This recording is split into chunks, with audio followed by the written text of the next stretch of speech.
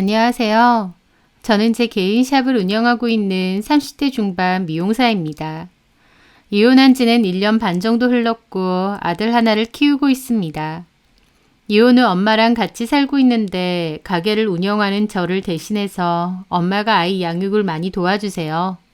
엄마랑은 친구처럼 편한 사이기도 해서 같이 살면서 마실도 다니고 때때로 여행도 다니고 오손도손 재미있게 살고 있습니다. 이혼 후 제 삶은 훨씬 가벼워진 것 같아요. 이혼하고 나서 이혼을 후회하는 사람도 있고 또 잘했다고 생각하는 사람도 있잖아요. 저 같은 경우는 잘한 정도가 아니라 제 인생을 위해서라도 꼭 필요한 선택이 아니었나 싶을 정도입니다. 저의 결혼 생활 기간은 6년이 조금 안 되는데요. 결혼을 돌이켜보면 좋은 기억보다 좀 고생스럽고 섭섭하고 억울했던 기분을 많이 느꼈던 것 같아요.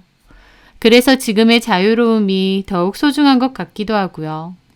제 전 남편은 영업사원으로 일을 했었습니다. 회사를 다니기 전에는 핸드폰 매장을 2번 운영했었는데 장사가 잘 안 돼서 빚만 남기고 접었다고 하더라고요.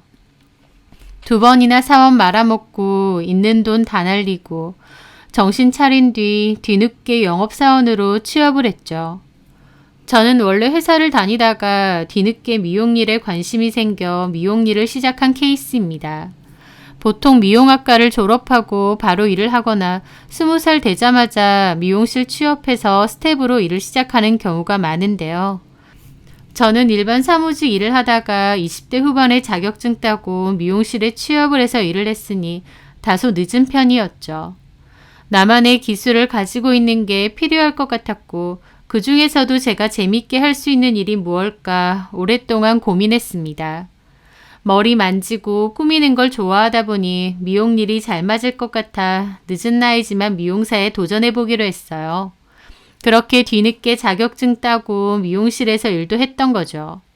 보통 20살 한참 어린 친구들이 말단 직원으로 일을 시작하는 데 반해 저는 28의 나이로 말단 직원부터 일을 시작했으니 나름 스트레스도 있긴 했습니다.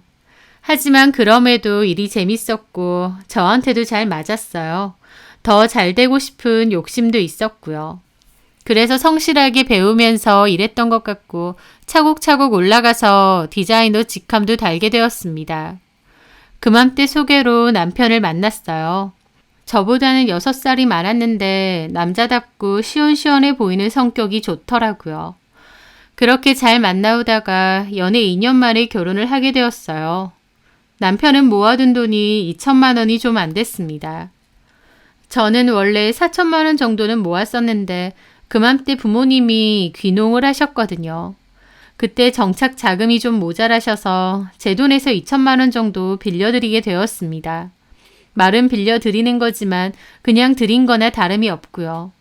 그래서 남편 2천, 저 2천, 총 4천으로 둘의 나이에 비해서 작고 소박한 금액으로 결혼을 하게 되었습니다. 둘이 합쳐봤자 4천이 전부였기에 나머지는 대출을 받아서 작은 빌라 전세로 들어갔어요. 집은 작았지만 그래도 신혼 땐 마냥 행복했습니다. 둘 다 열심히 일하니까 나중에 더 큰 집으로 이사도 가고 떵떵거리며 살자고 잘 그랬죠. 그러다가 1년 뒤에 아이를 가지게 되었어요.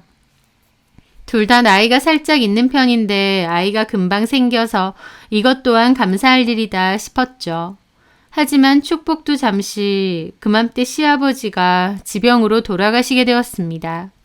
원래도 간이 안 좋으셨고 병원 치료도 받으셨는데 급속도로 안 좋아지셨다가 돌아가시게 된 거였죠.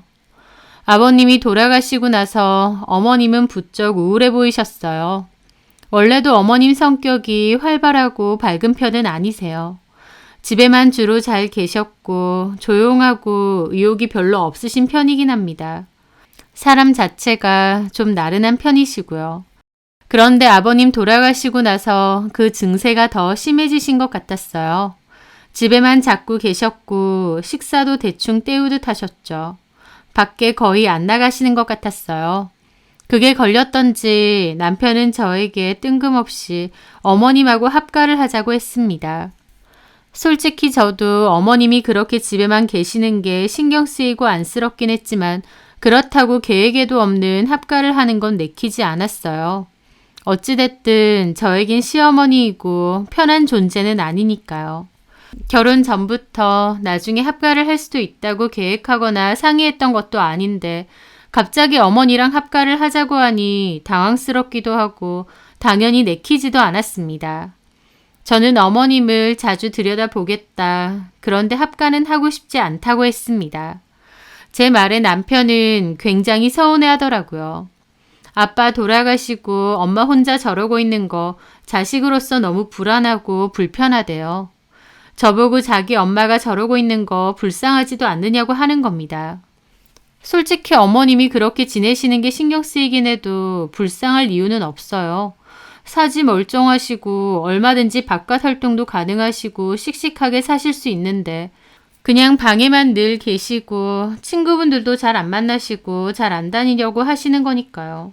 그건 어머님의 성향이고 성격일 뿐이지 제가 불쌍하고 말고 할 건 아니잖아요.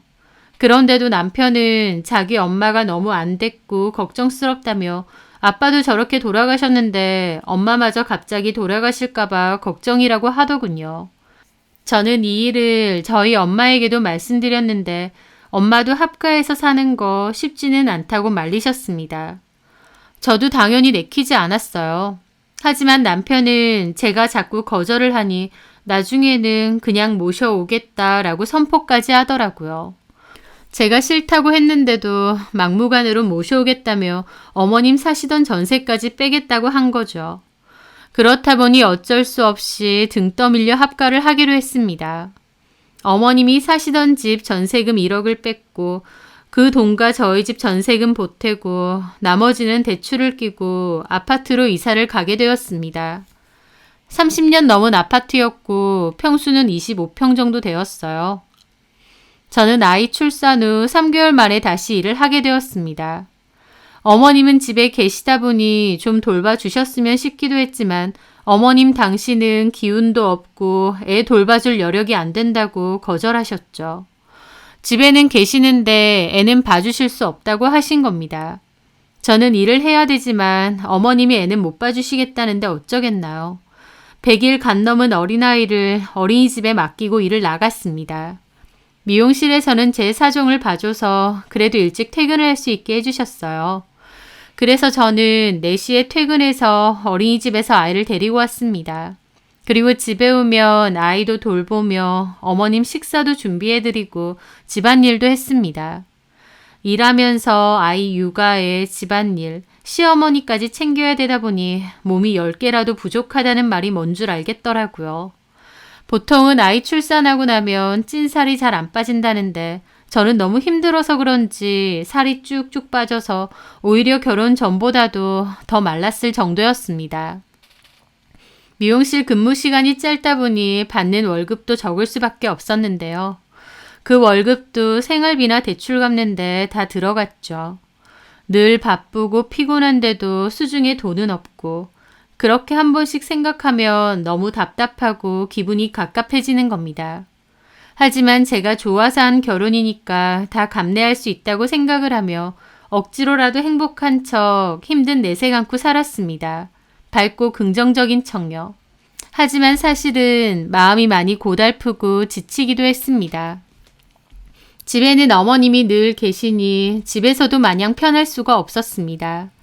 쉬는 날조차도 어머님 식사 삼시세끼 차려드리고 병원 모시고 다니고 간간히 산책시켜드렸죠. 남편은 그렇게 저한테는 엄마 모시고 살자, 엄마가 불쌍하다 어쩐다 하길래 대단한 효자인 줄 알았습니다. 그런데 막상 모시고 나니 정작 자기 엄마한테 별로 관심도 없어요. 그 효도 저한테 다 맡기더군요. 사실 어머님이 연세는 있으셔도 몸이나 거동이 불편하신 건 전혀 아니라서 마음만 있으면 얼마든지 집안일도 거들어 주실 수 있고 아이도 돌봐주실 수 있습니다. 일하는 며느리 대신해서 거들어 주실 수 있어요. 솔직히 식사도 저한테 매번 받으실 게 아니라 본인이 얼마든지 음식 하시고 차려 드실 수 있으시거든요. 저희랑 합가하기 전까진 혼자서 그렇게 다 하셨고요. 그런데 합가하고 나니 어머님은 정말 아무것도 안 하셨어요. 제가 밥 차려드리고 챙겨드리는 것을 너무나도 당연하게 생각하셨고 정말 손 하나 까딱 안 하셨죠. 아이가 너무 울고 정신이 없어서 아이 좀 봐달라고 하면 잠깐 업어주시다가 그마저도 힘들다고 금방 내려놓으세요. 그리고는 방에 들어가서 누워 계시죠. 남편도 영업하는 일이다 보니 퇴근이 자주 늦었고 주말 출근도 한 번씩 했습니다. 집에 잘 없었던 데다 친구들하고 술 약속으로 밖으로도 많이 돌았어요. 그러다 보니 집안일, 육아, 어머님 모시는 일은 온전히 제 차지가 되었는데 그게 너무 지치고 힘들었습니다. 저는 원래 긍정적인 성격이고 뭐든지 좋게 생각하려고 하는데요. 그런 결혼 생활을 영위하다 보면 제 속에서 억울한 감정이 안 들 수가 없어요. 분명 남편이 좋아서 한 결혼인데 결혼하고 보니 나만 너무 희생하는 것 같고 고생하는 것 같고 힘들다 싶었죠. 그렇다고 남편이 제 희생을 알아주고 고마워하는 것도 아닌 것 같았습니다. 말은 안 해도 속으로는 고마워하겠지 했는데 사실은 제가 며느리로서 그렇게 하는 걸 당연하게 생각했던 것 같기도 해요. 하여튼 저는 그렇게 어머님을 모시고 살았는데 그맘때 저희 아버지가 돌아가시게 되었습니다. 결혼 후 시아버지도 돌아가셨는데 저희 아버지까지도 돌아가시게 된 거였죠. 한동안 많이 힘들었고 혼자 시골에 남으신 엄마도 너무 걱정이 되었습니다. 애초에 아빠가 원하셔서 도시 생활 접고 엄마랑 시골로 귀농하신 건데요. 아빠가 갑자기 돌아가시고 엄마만 남게 되었으니 엄마 혼자 거기서 잘 지내실 수 있을까 싶더라고요. 엄마께 아빠도 안 계신데 정리하고 올라오셔라. 여기서 작은 집이라도 하나 구하셔라 했습니다. 엄마도 상황 봐서 정리하고 올라갈 수 있으면 다시 올라온다고 하시더라고요. 하지만 그 뒤로도 엄마는 그냥 시골에서 계속 지내셨어요. 그렇게 시간은 흘렀고 어머님과 제가 같이 산 지도 5년이 다 되어갈 무렵이었습니다. 그러던 어느 날 엄마가 저희 아이 데리고 한번 내려오라고 하시더라고요. 할 얘기가 있다고요. 저는 휴무를 빼서 아이를 데리고 엄마를 보러 내려갔습니다. 간 김에 아이 1박으로 엄마 집에서 자고 올라오기로 했죠. 늘 바빠서 생신이나 명절 아니고서야 친정집에 잘 못 갔고 엄마도 잘 못 보고 지냈는데 그게 참 죄송하더라고요. 시어머니는 모시고 살면서 정작 저희 엄마는 1년에 몇 번 얼굴 보기도 힘들었으니까요. 집에 있는 어머님 드시라고 곰국 큰 솥에 끓여놓고 설레는 기분으로 짐 싸서 엄마 집으로 내려갔습니다. 엄마는 저 온다고 음식도 엄청 해놓으셨더라고요. 그리고 저 대신해서 아이도 돌봐주시고 저한테는 친정 왔으니 푹 쉬라고 하셨습니다. 저희 집에서는 제가 다 해야 하고 어머님 식사도 제가 다 차려드려야 되고 쉴 시간이 도무지 없을 정도인데 엄마 집 오니 엄마가 다 해주시고 저한테는 자꾸 쉬라고 하시니 그게 참 좋으면서도 한편으론 씁쓸하기도 하더라고요. 하여튼 엄마 집에서 엄마가 해주시는 식사도 배불리하고 낮잠도 실컷 잤습니다. 자고 일어나니 엄마는 아이랑 읍내 놀러 갔다가 오셨더라고요. 그날 저녁 아이가 먼저 자고 엄마는 저한테 얘기를 좀 하자고 하셨습니다. 너 살 더 빠진 것 같다. 많이 힘들어? 이제 익숙하지. 아휴, 일하느라 애 보느라 거기다가 시어머니 모시고 살고 너 생각하면 내가 마음이 참 그래. 나 괜찮아 엄마. 뭘 그래. 나 너무 행복하게 잘 지내는데. 내가 네 성격을 모르니? 힘들어 죽어도 부모한테 내색도 잘 안 하고 속만 깊어가지고.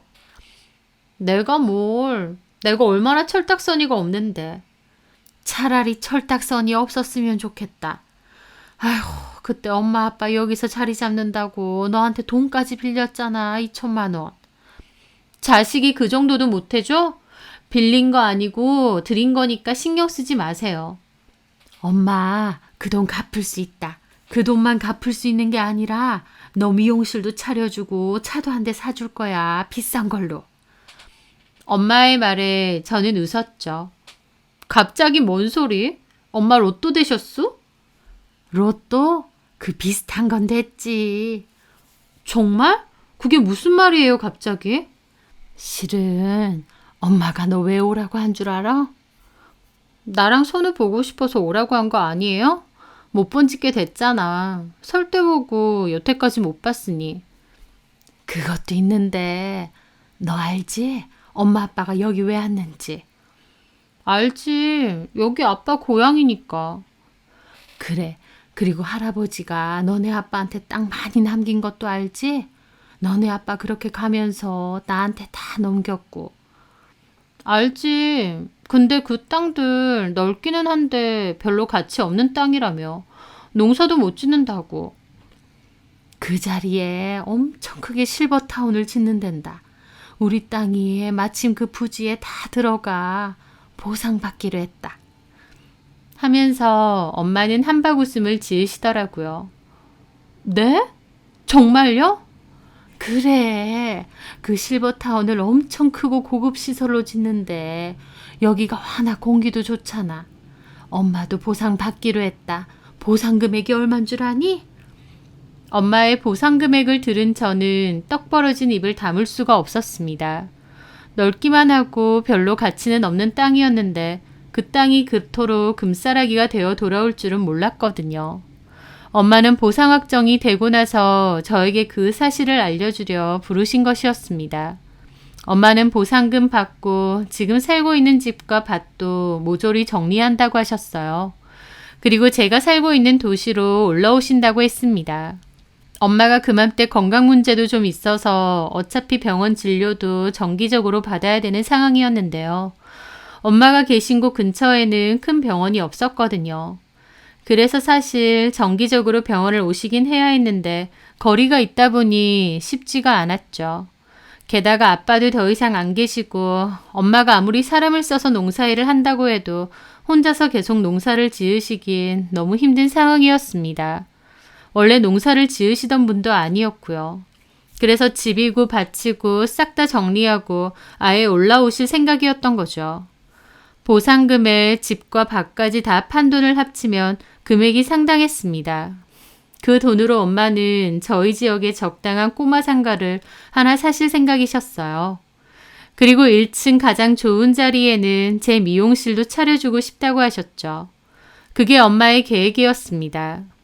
저는 엄마에게 너무 잘 됐다고 엄마와 부둥켜 안고 울었습니다.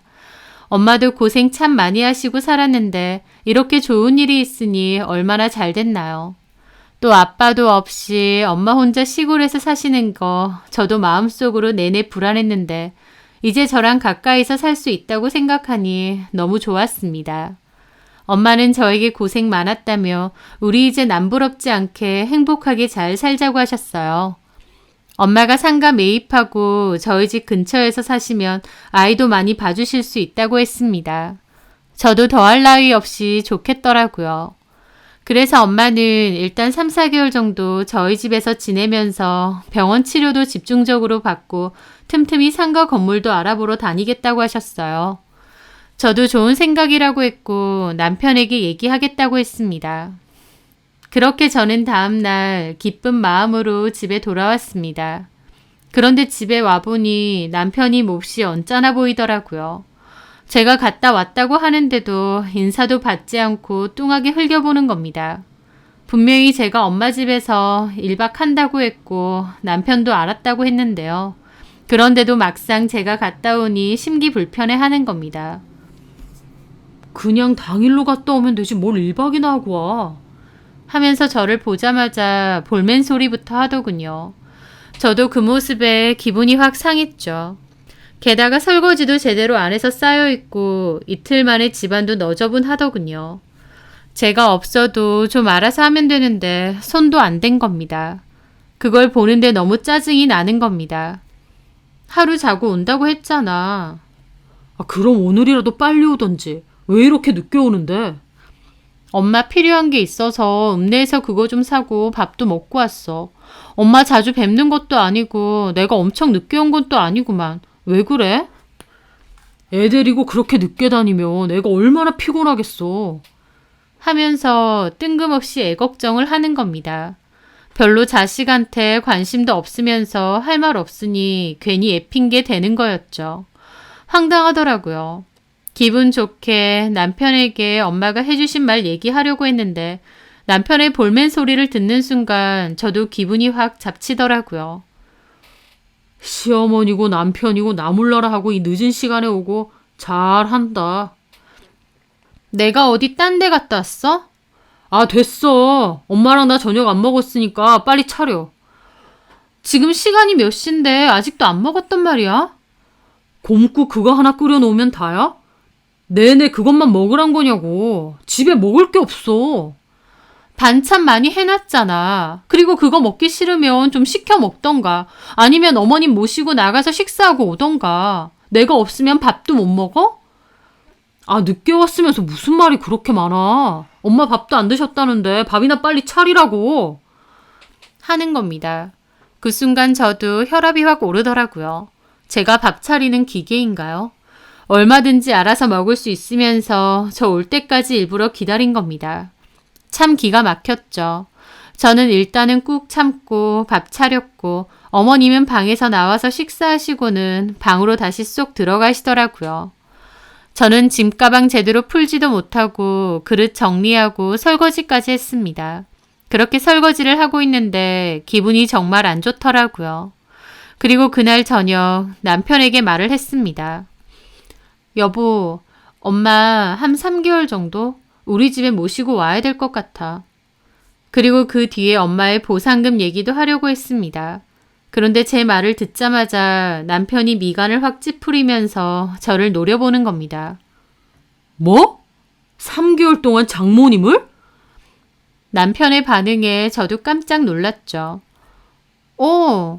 근데 왜 그렇게 인상을 써? 네가 말도 안 되는 소리라니까. 말도 안 되는 소리? 그게 왜 말도 안 돼?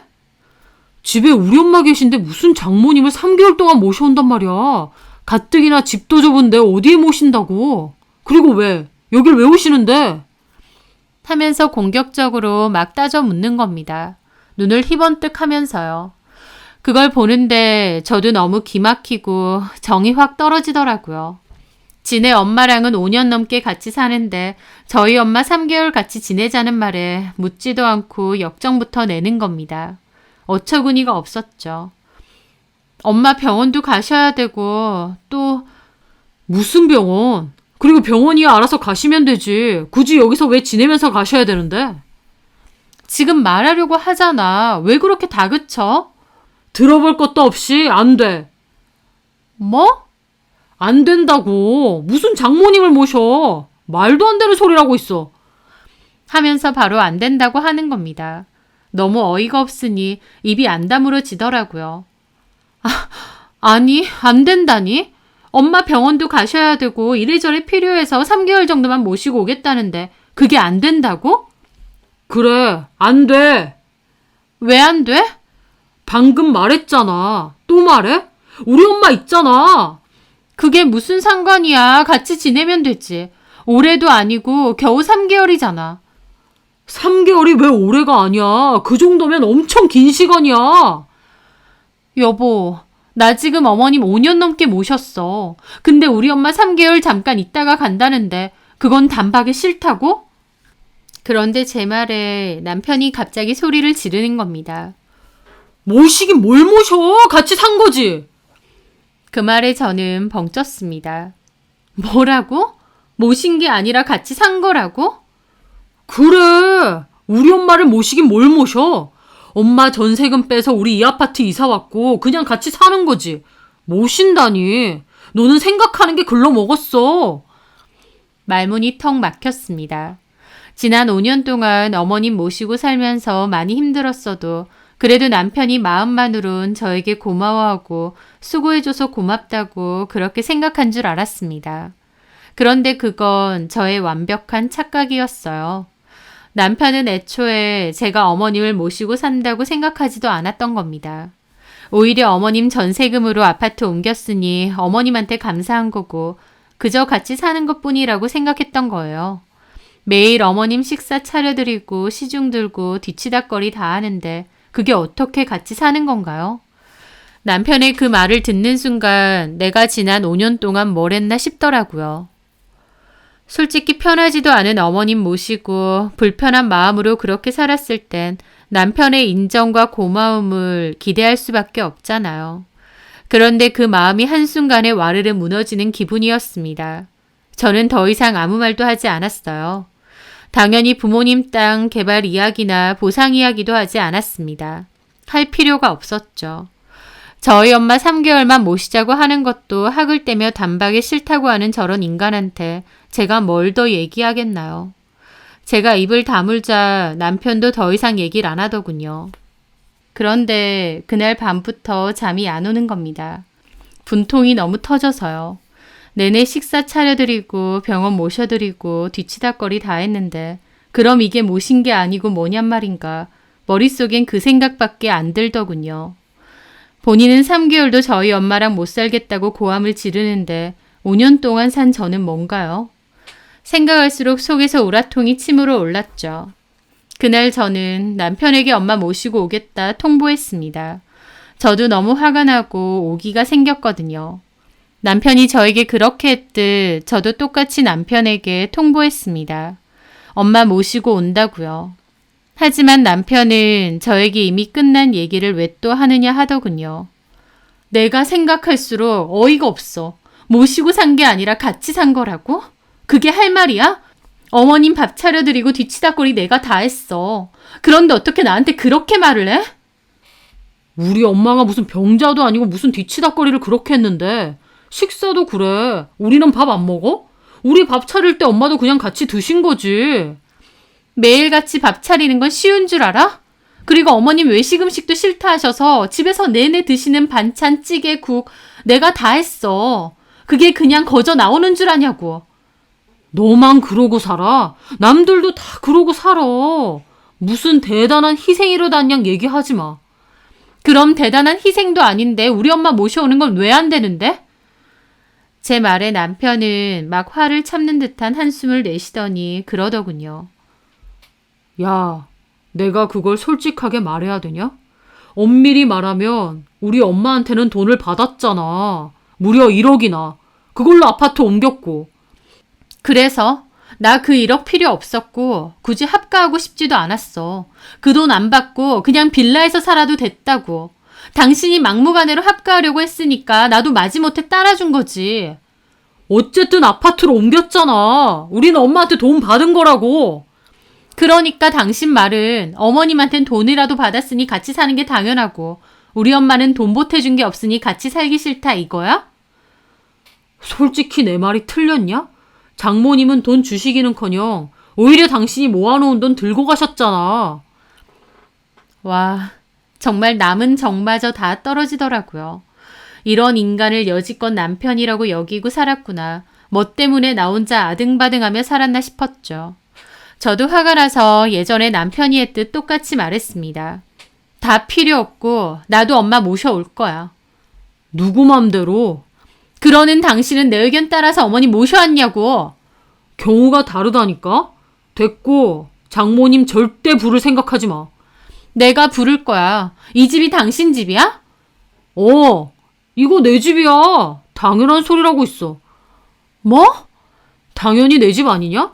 네 지분이라고 해봤자 결혼할 때 2천만 원 들고 온 거, 그리고 대출 좀 같이 갚은 거. 그게 다잖아. 이거 내 집이야. 4명이고. 누구 맘대로 당신 거래? 내 목도 있어. 네 목 별로 없다니까? 하여튼 장모님 모셔오기만 해. 너도 이 집에서 쫓아내버릴 거야. 뭐라고? 나를 쫓아내? 그래.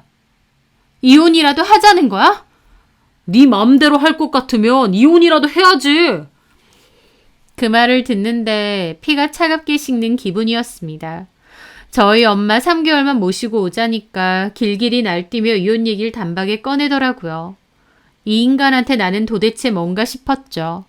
자기 엄마 모셔주고 밥 차려주고 애 키워주고 돈 벌어다주는 사람일 뿐인 것 같았습니다. 너무 큰 실망과 분노를 느끼니 오히려 차분해지더군요. 황망한 기분으로 말했습니다. 그래, 좋아. 이혼하자. 뭐? 당신이 이혼하자며. 좋아. 이혼하자고. 서류는 내가 떼올까? 너 진짜 막 나가냐? 이혼은 당신이 먼저 얘기했어. 원하는 대로 해줄게. 그렇게 저는 그날 각방을 썼고 다음날 바로 이혼 서류를 떼왔습니다. 남편에게 이혼 서류 던지니 남편 하는 말이 가관이더군요. 참나, 진짜 이혼? 너네 엄마는 딸 이혼시키면서까지 이 집에 얹혀 살고 싶으시대? 뭐? 너네 엄마? 말 다 했냐? 내 말이 틀렸냐고. 거기서 그냥 병원 다니면 되지. 굳이 딸네 집에 와서 3개월 얹혀 살겠다는 심보가 뭐야? 시어머니도 있는데. 우리 엄마에 대해서 함부로 이러쿵저러쿵 하지 마. 기분 더러우니까. 다 필요 없고 그냥 이혼하자. 너랑 인간하고 더는 못 살아. 그래, 이혼해. 하면 네 손해지 내 손해냐? 왜 내 손해라고 생각해? 그럼 너한테 남는 게 뭔데? 재산 분할이나 똑바로 해. 나 이 집에 대한 내 권리 무조건 갖고 갈 거니까. 재산 분할 문제로 저는 남편과 또 한 차례 다퉜습니다. 진짜 어이없는 게 재산 분할로는 핏대 세우며 싸우면서 정작 양육권은 저한테 바로 양보하겠다고 하더라고요. 진짜 뭐 이런 쓰레기 같은 인간이 다 있나 싶었죠. 양육권은 제가 가져올 생각이었고 남편이 안 준다고 하면 다툴 준비도 했습니다. 그런데 황당하게도 양육권은 바로 양보를 하는 거예요. 바로 양보를 하니 그건 또 그거대로 너무 화가 났던 겁니다. 지 자식보다 그 알량한 아파트가 더 중요한 인간이구나 싶었죠. 어쨌든 양육권은 제가 갖기로 했는데 재산 분할로는 합의가 안 됐습니다. 그래서 결국 변호사를 고용했죠. 이 사실은 저희 엄마도 다 알게 되셨고 처음에는 저에게 미안해 하셨어요. 제 이혼이 엄마가 원인이 된 게 아닌가 하시면서요. 하지만 저는 절대 아니라고, 나도 그런 인간이랑 더 살고 싶지 않다고 했습니다. 남편의 밑바닥을 다 봤는데 그런 치졸한 인간하고 어떻게 남은 생을 더 살겠나요? 게다가 저도 시어머니 모시고 일하고 집안일에 육아까지 다 독박으로 하면서 많이 지쳤어요. 입 밖으로 꺼내진 않았지만 마음 언저리 속에선 내가 언제까지 이렇게 살아야 되나 싶은 마음도 좀 있었던 것 같아요. 하여튼 그렇게 저는 오래된 아파트를 두고 남편과 싸우게 되었습니다. 솔직히 엄마가 받으시는 보상도 많고 그 보상금에 비하면 그 돈은 작은 돈이기도 해요. 하지만 남편 하는 짓이 너무 괘씸하고 저도 지난 결혼 생활에 대한 보상은 받고 싶었기에 더욱 치열하게 다퉜습니다. 결국 이혼은 협의로 하기로 했고 양육권은 제가, 그리고 재산 분할도 제 몫은 확실히 챙겨오게 되었습니다. 남편은 마치 자기 돈 뺏기는 것 마냥 아까워하는데 그 모습의 마지막 정까지 다 떨어지더라고요. 재산 분할 소송하는 과정에서 저는 집에서 나왔고 엄마와 함께 이모 집에서 임시로 살았습니다. 이혼이 마무리되기 전까진 남편과 같이 살아도 되지만 남편 면상 꼴 보기도 싫었고 저 없이 어디 잘해봐라 라는 마음도 있었거든요. 제가 이혼하는 마당에 그 집에 살면서 집안일 해줄 순 없잖아요. 그렇게 이모 집에 얹혀 살면서 엄마는 계획대로 매입할 상가도 알아보러 다니셨고 병원도 다니셨어요. 저도 일하면서 틈틈이 엄마와 같이 발품을 팔았고요. 그러다가 위치도 좋고 딱 마음에 드는 매물이 있어서 계약을 했습니다. 그 와중에 남편하고는 재산분할 소송 협의 때문에 한번 만나게 되었는데요. 제가 이모 집에 살고 있다는 것을 알고는 저를 비웃더군요. 그러고 남의 집에 얹혀 살려고 이혼하자고 한 거야? 너도 어지간하다. 그리고 너네 엄마도 아셔야 돼. 본인 딸 이혼시키고 팔짝 꼬이게 만들었다고. 닥쳐. 우리 엄마 입에 거론도 하지 마. 뭐?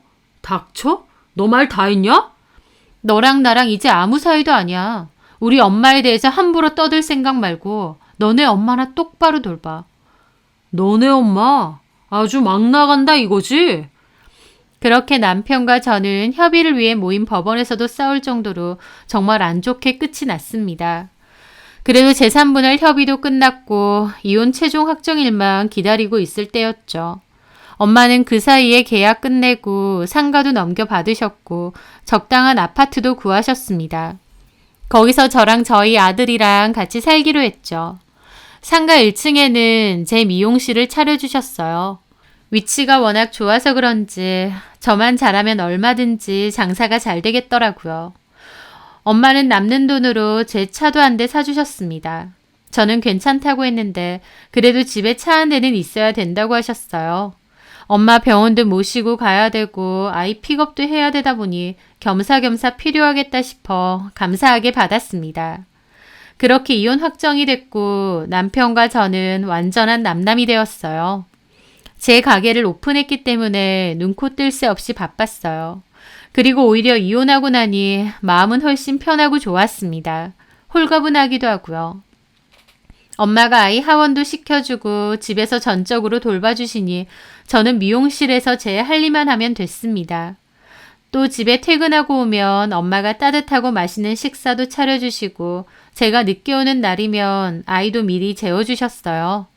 엄마는 저한테 자유시간도 보내고 친구들도 좀 만나라고 잘 그러셨죠.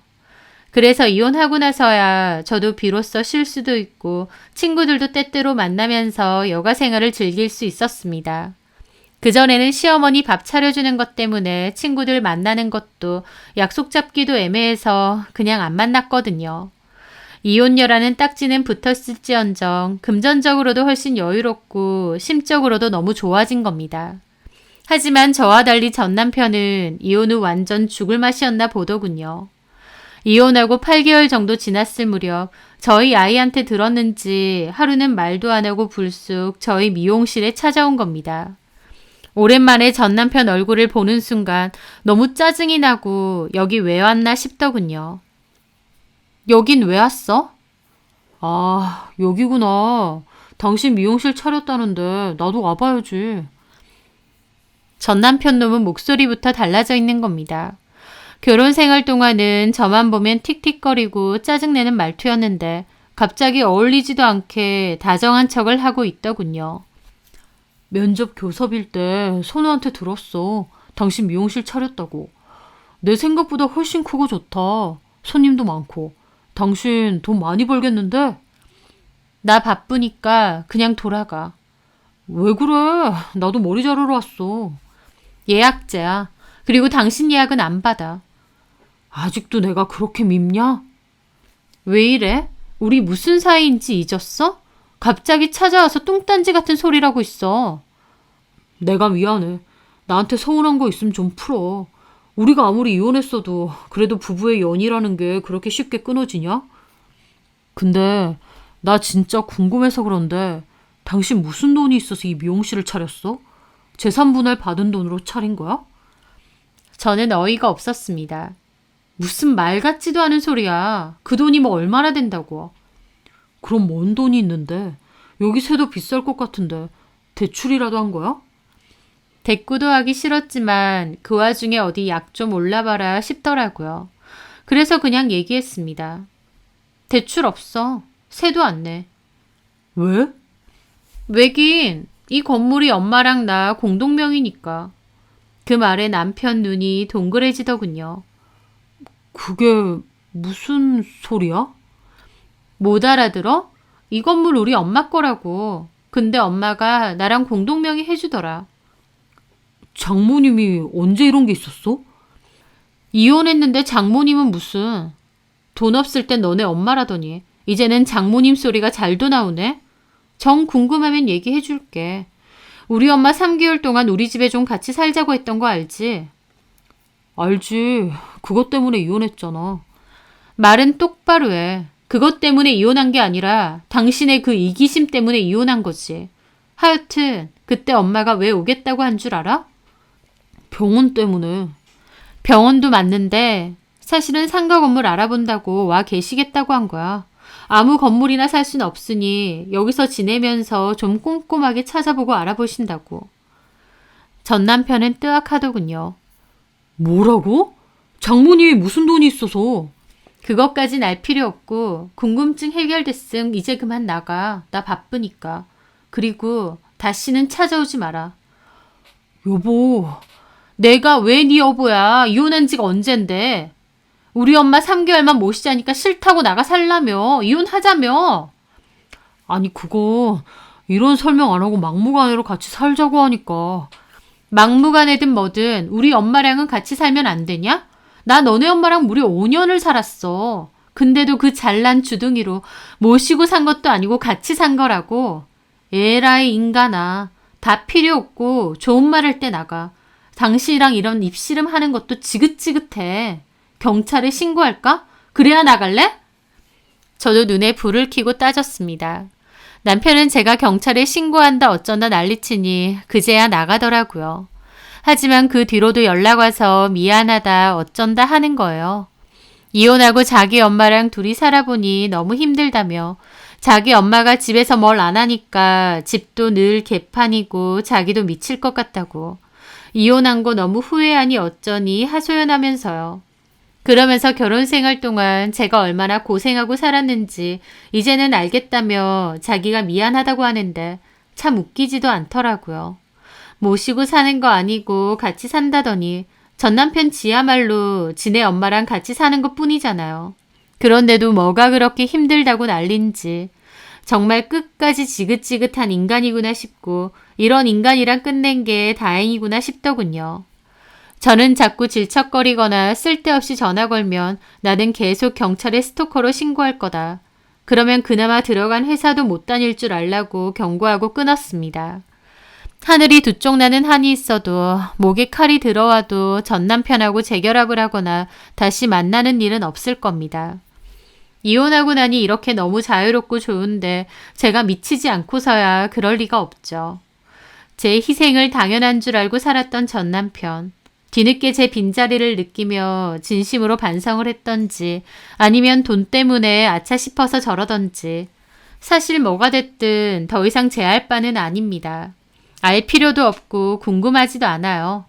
그냥 내 인생에서 영원히 꺼져줬으면 좋겠을 뿐입니다. 저는 지금 이렇게 사는 것이 너무 행복하고 좋거든요. 지난 5년 동안 남의 엄마 모시면서도 고맙다는 말 한마디 못 듣고 살았는데 이제 다시는 그렇게 바보같이 정신승리하고 살 생각은 없습니다. 제가 너무 미련 떨고 살아서 그 인간하고 그만 살라고 하늘이 주신 기회 같은데 그런 제가 전 남편이란 인간을 조금이나마 거들떠 보겠나요? 면접 교섭만 아니면 정말 영원히 머리털 끝 하나도 안 보고 살고 싶은데 말이죠. 어쨌든 저는 앞으로도 저희 엄마랑 아이 잘 키우면서 또 저의 가게도 잘 키워나가면서 보람과 성취감을 느끼며 그렇게 살려고 합니다. 그전에는 무조건 괜찮다, 좋다, 행복하다, 억지로 정신승리하고 살았는데 앞으로는 좀 더 제 감정과 기분에 솔직하게 살려고 합니다. 기나긴 제 사연 들어주셔서 감사합니다.